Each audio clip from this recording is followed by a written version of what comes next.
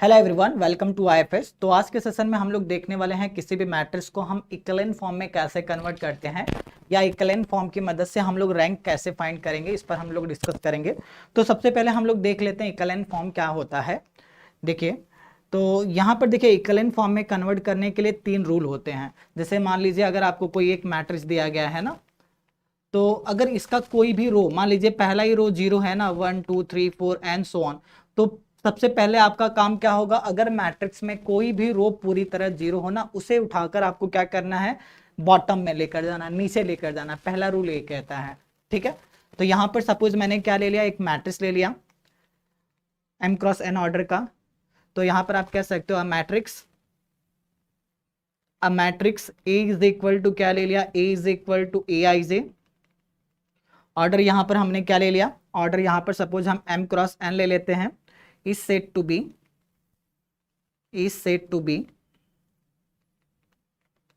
equivalent form, is said to be equivalent form if is said to be in equivalent form। यहां पर एक लिख लीजिए, said to be in equivalent form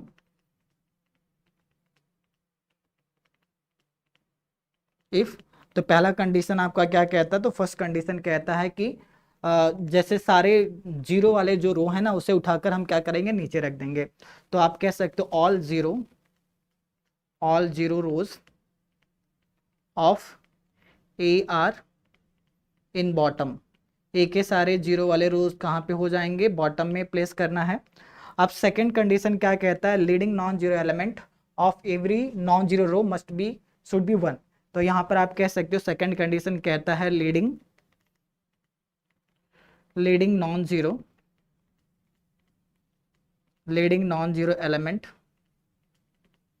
elements of every non-zero row of A is 1।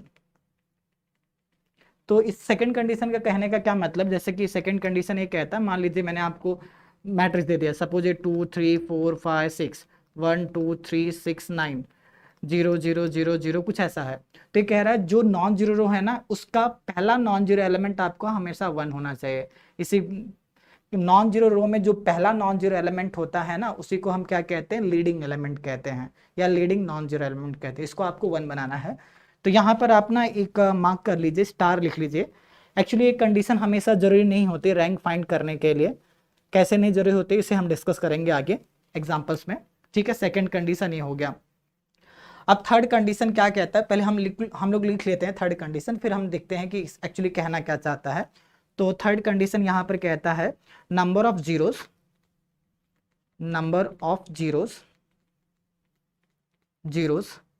In the next row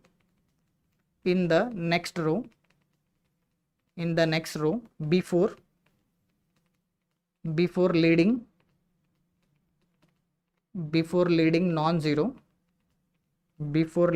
zero element is more than number of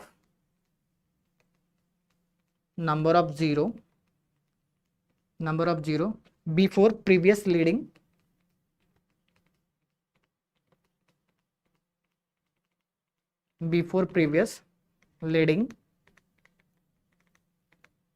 non zero element। Before यहां पर आप add कर लीजिए लीडिंग नॉन जीरो एलिमेंट, पहले leading लिख लेते हैं, before leading non zero element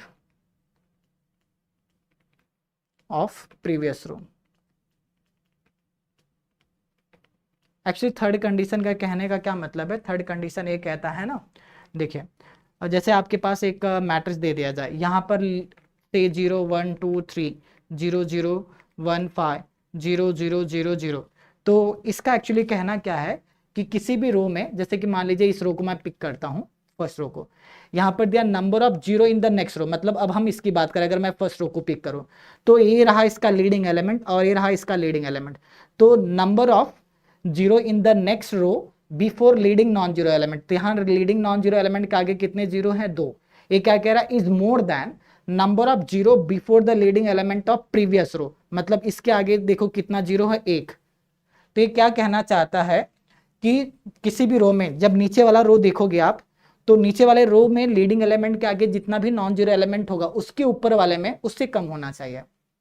समझ रहे हो? या दूसरे तरीके से आप ऐसे कर सकते हो ना, जैसे कि मान लीजिए आपके पास ऐसा मैट्रिक्स है 1 2 3 4 5 6 7 8 9 या 0 1 2 6। तो सबसे पहले आपको क्या करना है, इसे कैसे करेंगे? तो यहाँ पर मान लीजिए लीडिंग एलिमेंट 1 है, तो आप क्या करेंगे? अब इसके नीचे 0 बना दीजिए। मान लीजिए यहाँ पर लीडिंग एलिमेंट 1 है, इसके नीचे 0 बना दीजिए। मतलब आप यहाँ पे कह सकते हो हर रो का जो भी लीडिंग एलिमेंट होगा उसके नीचे 0 बनाना। तो लीडिंग एलिमेंट जहाँ पर खड़े होते हैं वहां पे लाइन खत्म होती है, मतलब उनके पीछे सारे 0 हो जाते हैं। तो इसे आपको ध्यान में रखना है, ठीक है? तो आपको क्या करना है, लीडिंग एलिमेंट जहां पर भी आपको दिखेगा उसके नीचे सारे 0 होने चाहिए, ठीक? तो जैसे कि मान लीजिए ये ऐसा कुछ बन रहा है 1 2 3 4 0 1 6 9 0 0 2। यहाँ पर एक और लिख लेते हैं कुछ 0 0 0 0 0 0 0 0 0 0 0 6 8 0। तो एक्चुअली ये कहना ही चाहता है ना, जो भी किसी भी रो में जो लीडिंग एलिमेंट हो ना उसके नीचे 0 कर लो, उसके नीचे और उसके इस साइड पूरा पार्ट 0 होना चाहिए। जैसे यहाँ पर लीडिंग ए है, इसके नीचे और इस साइड पूरा 0 है। यहाँ पर लीडिंग ए है, इसके नीचे और इस साइड पूरा 0 आपको करना होता है। तो अगर 0 नहीं है तो उसे हमें 0 बनाना पड़ेगा। तो कैसे करेंगे उस पर हम लोग डिस्कस करेंगे। तो आपको सिंपली याद रखना, लीडिंग एलिमेंट जहाँ पर खड़े होते हैं उसके नीचे 0 आ जाता है, ठीक है? तो अमिताभ बच्चन जहाँ खड़े होते थे लाइन वहां से शुरू होती थी, लीडिंग एलिमेंट जहां खड़े होते हैं लाइन वहां खत्म होती है। बस इतना याद रखेंगे तो थर्ड वाला आपको याद रहेगा। पहला कंडीशन आपको क्या है कि कोई भी रो अगर आपका 0 है तो सबसे पहले उसे आप नीचे कर देंगे। दूसरा कंडीशन कहता है कि लीडिंग एलिमेंट या नॉन जीरो एलिमेंट जो भी होगा उसको 1 बनाएंगे। तीसरा कहता है कि लीडिंग एलिमेंट को आप अमिताभ बच्चन बना लो। अमिताभ बच्चन मतलब जहां पर भी लीडिंग एलिमेंट होगा उसके पीछे पूरा 0, नीचे पूरा 0 आपको करना है, ठीक है? तो ये 3 कंडीशन आपको याद रखना है। अब आगे आ जाते हैं। अब यहाँ पर आपको एक मैट्रिक्स दिया गया है, अब इस मैट्रिक्स को क्या करना है, इक्विवेलेंट फॉर्म में कन्वर्ट करना है। अगर आप देखेंगे क्या कोई रो 0 है? नहीं, रो तो कोई पहला रो भी नॉन जीरो है, दूसरा तीसरा चौथा सारे रो नॉन जीरो है, मतलब पहला कंडीशन सेटिस्फाई कर रहा है। अब दूसरा कंडीशन क्या कहता है, लीडिंग एलिमेंट जो भी होगा किसी भी रो का 1 होना चाहिए। तो देखो यहाँ पर पहले रो से हम स्टार्ट करते हैं, इसका लीडिंग एलिमेंट 1 है, बिल्कुल सही है। दूसरा कंडीशन भी सेटिस्फाई कर रहा है, 1 बाय 1 हम करेंगे। पहले रो के लिए कर दिया, सेटिस्फाई कर गया। अब तीसरा कंडीशन कहता है कि लीडिंग एलिमेंट आपका अमिताभ बच्चन होना चाहिए। क्या ये है? नहीं है ना, तो इसके नीचे हम 0 बनाएंगे। तो एक बात आप लोग ध्यान में रखना, अब इसको इन तीनों को हमें 0 बनाना है, बट आप ना पहले ही रो को यूज करके बनाना, जहां पर लीडिंग एलिमेंट हो उसी का यूज करके आप 0 बनाइए, तो आपके लिए ज्यादा आसानी होगी। मतलब मैं सेकंड रो में चेंजेस करूंगा, अगर मैं second row minus first row कर दूं तो ये वाला 0 हो जाएगा, है ना? तो मैं क्या करूंगा, second row minus first row करूंगा, थर्ड रो में चेंजेस करूंगा such that third row minus first row कर दूंगा, और सिमिलरली फोर्थ रो को -2 टाइम्स मैं फर्स्ट रो कर दूं तो ये भी आपका 0 हो जाएगा। तो ये 3 ऑपरेशन करने के बाद हमारा नया वाला मैट्रिक्स कैसे होगा, देखिए। तो आपका जो नया मैट्रिक्स बनेगा कुछ ऐसा हो जाएगा। पहले रो में आपने किसी भी तरह का कोई ऑपरेशन नहीं परफॉर्म किया, as it is. Second row minus first row 0 0 4 -2 2 6 -3 3 हो जाएगा। ये हो जाएगा 0 0 0 0। अब यहाँ पर देखिए 2 times fourth row -2 times first row, ये सारे 0 हो गए, तो ये आपको मैट्रिक्स मिल गया, ठीक है? अब यहाँ पर अगर आप देखोगे लीडिंग एलिमेंट अमिताभ बच्चन है और उसके नीचे सारे 0। यहाँ पर लीडिंग एलिमेंट आपका 1 नहीं है ना सेकंड में, तो लीडिंग एलिमेंट को हम क्या करेंगे, 1 बना लेते हैं। तो लीडिंग एलिमेंट को 1 बनाने के लिए आप क्या करेंगे, सेकंड रो में चेंजेस करेंगे। सेकंड रो को 1/2 से मल्टीप्लाई कर दो, तो आपको क्या मिलेगा, तो ये आपको मिलेगा first row as it is 0 1 2 3 0 0, ये क्या हो जाएगा 1, और ये हो जाएगा 3/2 0 0 0 0 0 0 0 0। अभी जो मैट्रिक्स आपको दिख रहा है ना, ये इक्विवेलेंट फॉर्म में आ चुका है, ठीक है? ये कैसा बन चुका है, ये आपका है इक्विवेलेंट फॉर्म।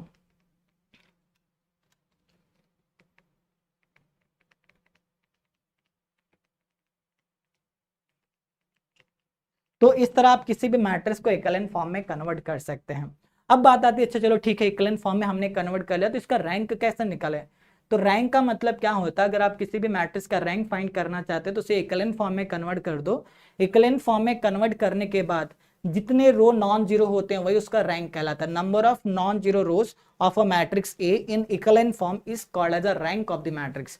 तो यहाँ पर देखो, यहाँ पर दो रो नॉन जीरो हैं, पहला रो और दूसरा रो नॉन जीरो है, बाकी दो रो जीरो है। तो कितने रो नॉन जीरो? दो रो। तो इसका मतलब इस मैट्रिक्स का रैंक 2 हो जाएगा। ठीक है, तो नेक्स्ट यहाँ पर आप एक नोट ऐड कर लीजिए।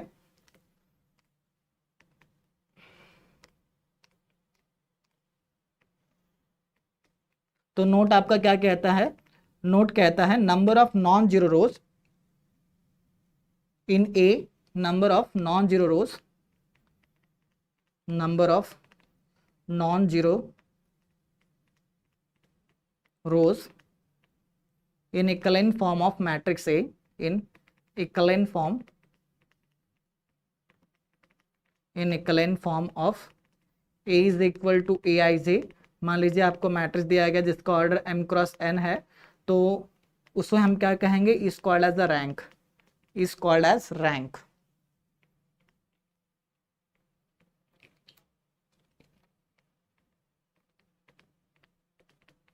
तो उसे हम उस मैट्रिक्स का रैंक कहेंगे। ठीक है, तो यहाँ पर आप क्लियरली बता सकते हो इस मैट्रिक्स का रैंक कितना हो जाएगा। तो यहाँ पर इस मैट्रिक्स का रैंक 2 हो जाएगा, क्योंकि इसके पास दो नॉन जीरो रोज हैं। तो ये आपका क्या बन जाएगा? सिंपली रैंक बन जाएगा। अब यहाँ पर एक बात आपको याद दिला दूं, मैंने यहाँ पर सेकंड कंडीशन को मैंने स्टार लिखा था ना। सेकंड कंडीशन, अगर सिर्फ आपको रैंक फाइंड करना है ना, तो जरूरी नहीं कि आप क्या करो, लीडिंग एलिमेंट को 1 बनाओ, क्योंकि यहाँ से भी तो आप देख ही लेंगे नॉन जीरो जो है आपका नॉन जीरो ही रहेगा।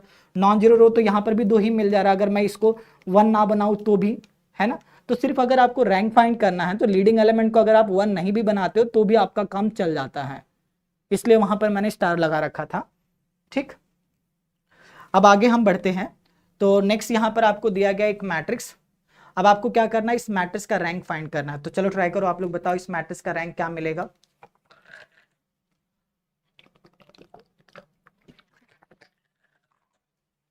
यहां पर अगर आप देखेंगे कोई भी रो जीरो नहीं है, तो पहला कंडीशन सेटिस्फाई करता है ना। अब लीडिंग एलिमेंट 1 है पहले रो में, ठीक है। अब हमें क्या करना पड़ेगा? पहले रो का जो लीडिंग एलिमेंट है उसे अमिताभ बच्चन बनाना पड़ेगा। तो मैं क्या करता हूं, इसके नीचे सारे जीरो कर देता हूं ना। तो इसके नीचे जीरो करने के लिए मुझे क्या करना पड़ेगा? मैं ना row 2, row 3, row 4, second row minus first row करूँ तो ये जीरो होगा, third row minus first row करूँ तो ये जीरो, सबको माइनस करना पड़ेगा फर्स्ट रो से। तो इसको मैं ऐसे थोड़ा सा शॉर्टकट लिखता हूँ, आर आई में चेंजेस करेंगे such that R i minus R 1 कर देता हूँ। आई की वैल्यू 2, 3, 4 एंड 5। सेकेंड रो आई की वैल्यू 2 रखोगे तो क्या हो जाएगा? सेकेंड रो में changes such that second row minus first row. आई की वैल्यू 3 रखोगे तो थर्ड रो में changes such that third row minus first row and so on. तो आपको नया मैट्रिक्स पहले रो में किसी भी तरह का चेंजेस हम नहीं कर रहे हैं तो ऐसे हो जाएगा। ठीक है, अब second row minus first row करेंगे तो ये क्या हो जाएगा? जीरो, यहाँ पर सभी 1 हो जाएंगे। अब third row minus first row 0, 1 और ये सारे क्या हो जाएंगे? 2 हो जाएंगे ना। और यहाँ पर 0, ये आपका 1, ये आपका 2 और ये आपका 3, 3 हो जाएगा। ये 0, 1, 2, 3 और ये 5 माइनस 1 करेंगे 4, ये आपको मैट्रिक्स मिल गया। तो अगर आप यहाँ पर देखेंगे ये वाला तो अमिताभ बच्चन बना है। अब इसे हमें बनाना पड़ेगा सेकेंड एलिमेंट का लीडिंग एलिमेंट, इसके नीचे सारे हमें जीरो करने होंगे। तो इसका मतलब मैं क्या करूँगा? अब यहाँ पर हमें कुछ ऑपरेशन करना पड़ेगा। रो आर आई में चेंजेस करूँगा such that R i minus R 2। I की वैल्यू मैं क्या ले लेता हूँ? मैं थर्ड, फोर्थ और फिफ्थ रो में चेंज करता हूँ, तो थर्ड, 4 एंड 5। तो अब आपको जो नया मैट्रिक्स मिलेगा, नया मैट्रिक्स कैसा हो जाएगा? देखिए, पहला रो एज इट इज तो होगा 1, 1, 1, 1, 1। ये हो जाएगा 0, 1, 1, 1, 1, यहाँ पर 0, 0। Second row minus sorry third row minus second row करेंगे तो ये हो जाएगा 1, 1, 1। ये होगा 0, 0, 1, 2, 2। यहाँ पर आपको मिलेगा 0, 0, 1, 2, 3। ये आपका ए मैट्रिक्स आ गया। ठीक है, तो यहाँ पर देखिए लीडिंग एलिमेंट के नीचे 0, यहाँ पर भी 0। अब इसके नीचे हमें 0 करने होंगे। ठीक है, जो थर्ड वाला है। तो उसके लिए हमें क्या करना पड़ेगा? थर्ड रो के नीचे सारे एलिमेंट को 0 करना है। तो मैं क्या करूँगा? फोर्थ रो में चेंजेस करूँगा such that fourth row minus third row कर देता हूँ ना, such that fourth row minus third row कर दूँ, और फिफ्थ रो में चेंजेस करूँ such that fifth row minus third row कर देता हूँ। तो अब आपको जो नया मैट्रिक्स मिलेगा, नया मैट्रिक्स कैसा हो जाएगा यहाँ पर?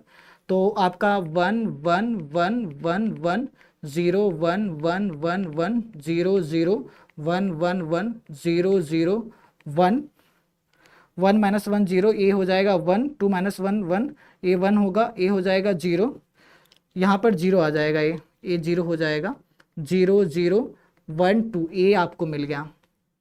ठीक है, अब इसके नीचे भी 0 हो गया, यहाँ पर भी 0 हो गया, यहाँ पर भी 0 हो गया। अब इसके नीचे हमें 0 करना है, मतलब एक और ऑपरेशन की यहाँ पर हमें ज़रूरत पड़ेगी। तो मैं क्या करूँगा, रो 2 में चेंजेस करूँगा, रो 5 में, such that row 5 minus rho 4 करता हूँ। तो अब आपको नया मैट्रिक्स कैसा दिखेगा, first second third fourth row as it is. Just हम 5वें रो में चेंजेस करेंगे, 0 0 1 1 1 0 0 0 1 1, ये 0 0 0 0 1, ये आपका रिक्वायर्ड मैट्रिक्स है। तो यहाँ पर अगर आप देखोगे इस ये जो मैट्रिक्स आपको दिख रहा है, अब ये इक्विवेलेंट फॉर्म में कन्वर्ट हो चुका, हर एक लीडिंग एलिमेंट के नीचे 0 है। ठीक है, तो ये क्या हो जाएगा, ये आपका मैट्रिक्स ए का इक्विवेलेंट फॉर्म हो जाएगा। ठीक है, अब यहाँ पर आपको क्या चाहिए, रैंक। तो यहाँ पर कितने रो नॉन जीरो हैं, देख लो, सारे रो नॉन जीरो है ना, कोई भी रो पूरी तरह जीरो नहीं है। तो इसका मतलब इस मैट्रिक्स का रैंक 5 हो जाएगा। तो यहाँ पर करेक्ट आंसर आपको ऑप्शन डी मिलेगा। आई होप यहाँ तक क्लियर है सभी को। ठीक है, चलो अब आगे हम लोग बढ़ते हैं। नेक्स्ट क्वेश्चन, एक और क्वेश्चन है, इसे सॉल्व कर लेते हैं। अब यहाँ पर आपको क्या दिया गया, एक m क्रॉस n का मैट्रिक्स है, जहां पर इनकी एंट्रीज के बारे में कहा गया है। क्या कहा गया, ए आई जे जो है, ए आई जे वाली अगर एंट्री आपको फाइंड करना है तो आप सिंपली आई और जे को मल्टीप्लाई कर दीजिए। ए आई जे वाली अगर एंट्री चाहिए, आप क्या करेंगे, आई और जे को मल्टीप्लाई करना है, ये दिया गया है।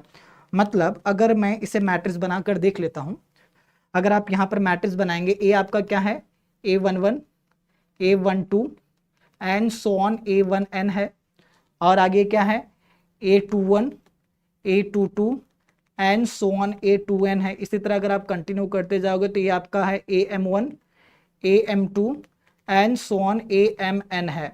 ठीक है, तो चलो मैं अगर इसको देखो, अब ए आई जे आपको क्या दिया गया है, बस आपको आई और जे को मल्टीप्लाई करना। A11 का मतलब 1 इंटू 1, A12 का मतलब 1 इंटू 2, A13 का मतलब 1 इंटू 3 एंड सो ऑन।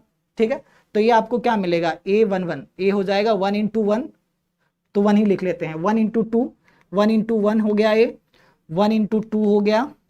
इसी तरह आपको 1 इंटू एन मिल जाएगा। सेकेंड में क्या मिलेगा, 2 into 1, 2 into 2 and so on 2 into n मिलेगा। फिर आपका क्या हो जाएगा, थर्ड रो अगर आप लिखना चाहो तो थर्ड रो भी लिख सकते हो।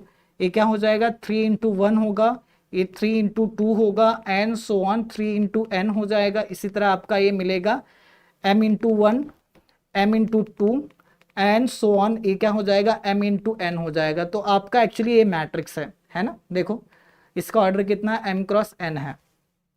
अब आपको क्या करना, इस मैट्रिक्स को इक्विवेलेंट फॉर्म में कन्वर्ट करना। पहले में अगर आप देखोगे सारे को तो 1 से ही मल्टीप्लाई किया गया, तो यही मिलेगा आपको, 1 to n ही मिलेगा, है ना। अब मुझे अगला टास्क मुझे क्या करना है, अब इसके नीचे मुझे 0 करना है। तो अगर आप देखो फर्स्ट रो को अगर मैं 2 से मल्टीप्लाई करूँ सेकेंड रो मिल जाता है, थर्ड रो को अगर मैं 3 से फर्स्ट रो को अगर मैं 3 से मल्टीप्लाई करूँ थर्ड रो मिल जाएगा। अगर मैं फर्स्ट रो को 4 से मल्टीप्लाई करूँ फोर्थ रो मिल जाएगा। अगर मैं फर्स्ट रो को m से मल्टीप्लाई कर दूँ तो मुझे लास्ट वाला रो मिल जाएगा। इसका मतलब सारे रो फर्स्ट रो के ही मल्टीपल है ना। तो यहाँ से आप ऐसे कर सकते हो, देखो मैं क्या करता हूँ, अब मैं यहाँ पर आर आई में चेंजेस करूँगा such that R i minus I times R1 करूँगा, और आई की वैल्यू आपका क्या है 1 2 से स्टार्ट करते हैं, 2 3 अप टू n तक जाएगा। ठीक है, मतलब देखो सेकेंड रो में चेंजेस क्या करूँगा, अगर आई की वैल्यू 2 रखता हूँ तो ये हो जाएगा, सेकेंड रो में चेंजेस क्या मिलेगा, R2 में changes such that R2 minus 2 times R1।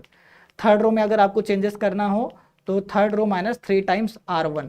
इसी तरह लास्ट रो में अगर आप करेंगे mth रो में तो क्या हो जाएगा, RM minus m times first रो।